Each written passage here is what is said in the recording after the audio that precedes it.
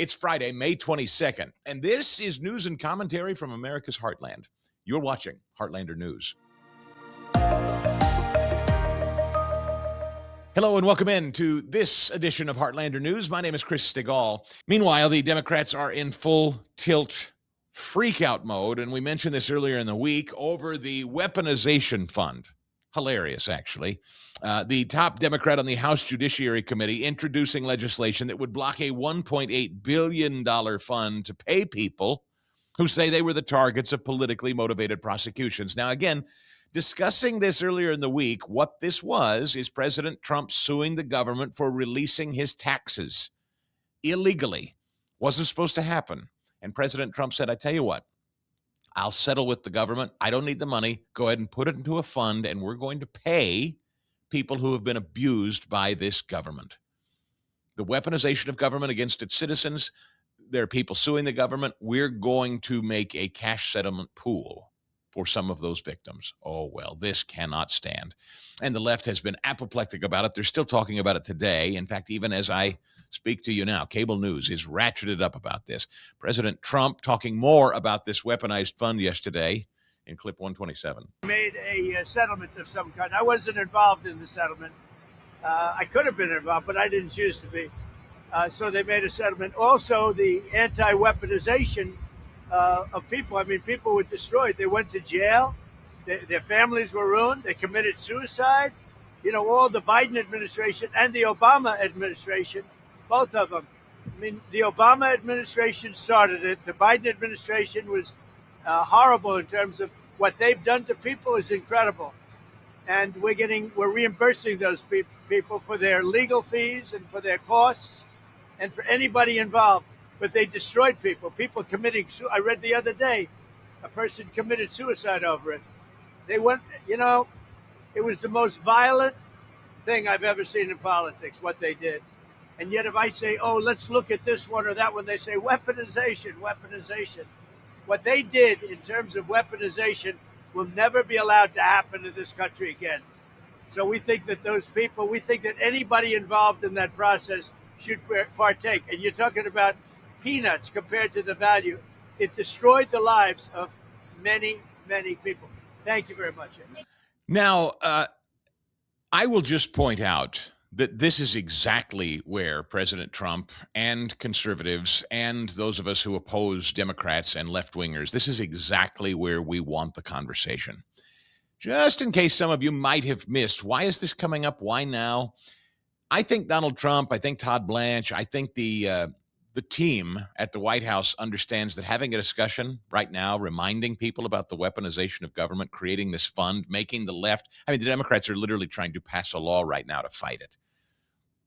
And I think it's a legitimate thing that the president and the White House are trying to achieve here in the weaponization fund, because I do believe there were untold hundreds, if not more, citizens in this country who were victims of an overzealous, abusive government and deserve their day in court, and they deserve a settlement. I do believe that's true. And so I think this is a righteous and just fund. But having said that, it's also a great place for the national debate. President Trump and Republicans should welcome, and likely are welcoming, the media going nuts and the Democrats opposing this, because it reminds everyone of where we've been as a country. And it's worth reminding ourselves with regularity what leftists in power were committed to doing to stay in power. And we know we could go down the list of horribles if we want. I won't go down them all, but you know as well as I do, there was the censorship and silencing of social media accounts, shadow banning, forced shots, raids on people's homes, leg irons on people at airports like Peter Navarro. I mean, it was, raiding of President Trump's home. We could keep going on and on and on about the list of abuses, and that's just some of them. So I think it's worth reminding the electorate as we head into election season of where we were not too terribly long ago and where the Democrats would love nothing more than to go back to. I like this conversation. I hope it keeps up. Remember James Comey? A couple of days ago, I played for you the clip of him saying to the deep staters inside the FBI, just hold on. Just wait this guy out. It won't be that much longer, and then you guys can get right back to there are people in the FBI. They're hunkering down. They're waiting quietly. They're trying to do the good work. They're just trying to stay outside of Donald Trump's watchful eye. Well, Trump heard that from Comey. Give me number 129. He addressed that yesterday as well. Over the weekend, Mr. President, he suggested that there's still people in your DOJ and FBI that are waiting you out. They're waiting until your administration is over to get back to work. Do you think those people are still in the DOJ and FBI? I hope not. Well, we're going to seek them out. We'll seek them out. We'll get rid of them. Okay? Because you have in every agency, you have scum. And certainly they did in the FBI and DOJ. But Todd Blanche is doing a fantastic job. Cash is doing a very good job. So we will prevail. I've been standing here a long time with you, many years, right? And they've been saying, I think it's it. I think he's troubled.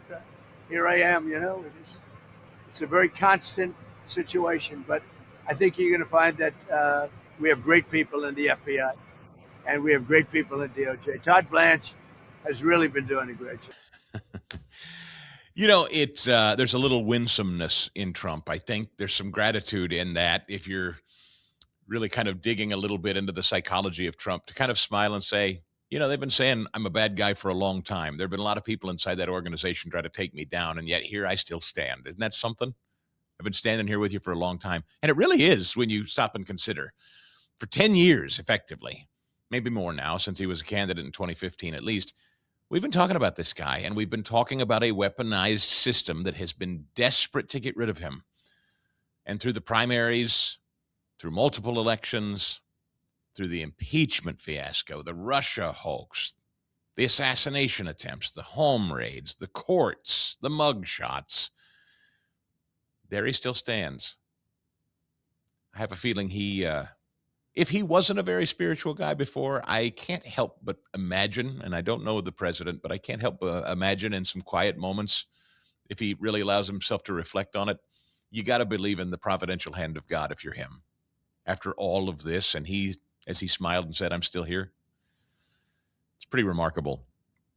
Meanwhile, just summing up the week on the loss, Thomas Massie there in Kentucky, Speaker Johnson addressed this, and President Trump, who still, after all this time, still has the Midas touch in 1:30. Last night, I'm just in a nutshell. I talked with the president late last night after everything was all the dust was settling over all the elections.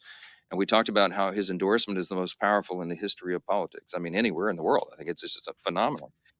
I wasn't involved in the Kentucky primary, Thomas Massie's primary. The leadership team wasn't because he's an incumbent. But the president certainly made his opinion known, and I'm not surprised by the results there.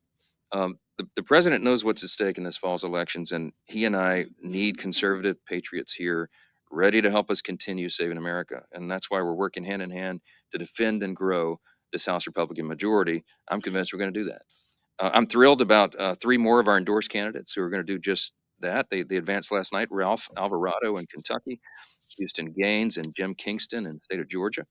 All 3 of those are going to be great members next year as we defend and grow this majority. And at the same time, this is what's really important for everybody to be paying attention to. There's an effect happening around the country, and you'll have heard me summarize it this way. The best way to describe it in short summary is that there are many Mamdanis popping up all around the country running for Congress as Marxist, openly as socialist-Marxists. And it's a race to the far, far, far left.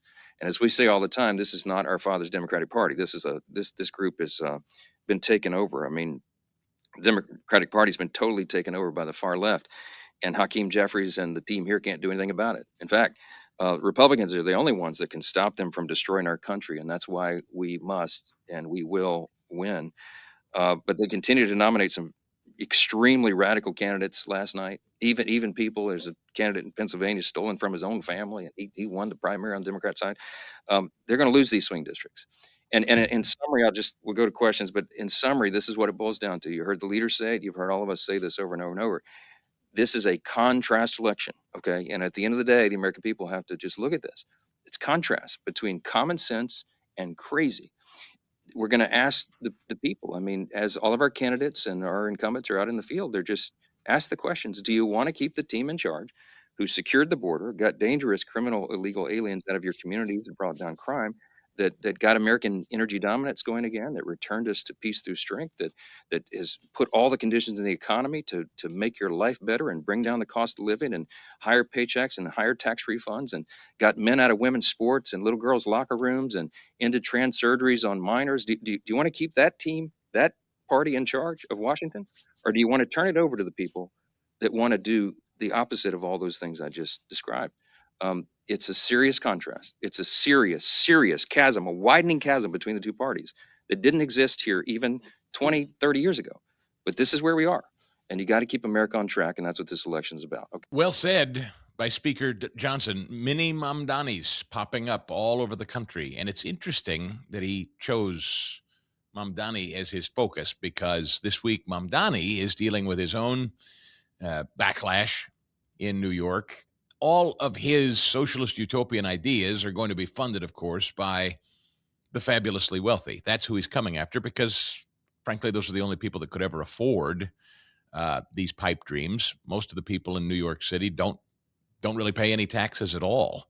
So he needs the very, very wealthy to do his bidding. And there's been a big backlash from Fox Business. The outreach of Mayor Mamdani to some big shot billionaires now is pretty interesting. He faced criticism from billionaire investors and business leaders over proposals aimed at increasing taxes on wealthy residents as part of a broader affordability agenda. He met on Monday with JPMorgan Chase CEO Jamie Dimon at the bank's new headquarters in Manhattan.